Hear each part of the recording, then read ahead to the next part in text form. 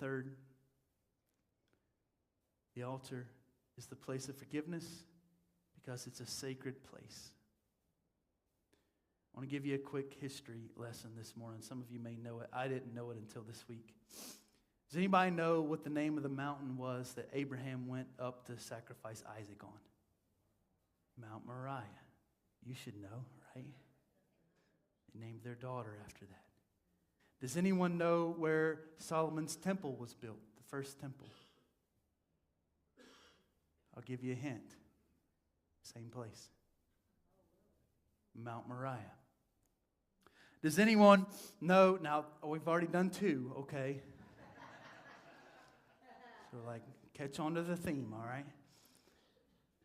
It's an easy one. Does anybody know where Araunah's threshing floor was, where David sacrificed that day? Mount Moriah. At the same site where Abraham once held a knife over his son. At the same site where they offered bulls and goats and rams at the temple. Same location. Same mountain. Where David sees an angel drawn and ready to wipe out Jerusalem.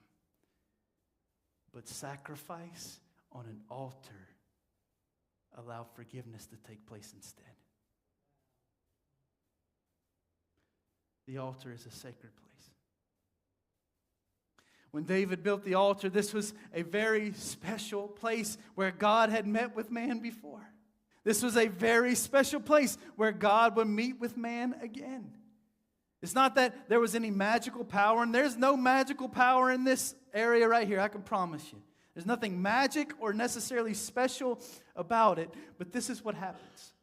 When we designate a place where we come with an expectancy and an urgency to meet with God, for whatever reason, He honors that.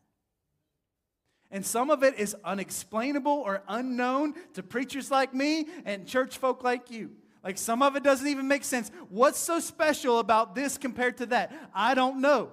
Other than when we come with a humble heart, there's something sacred about designating a location to say this is where we meet with God.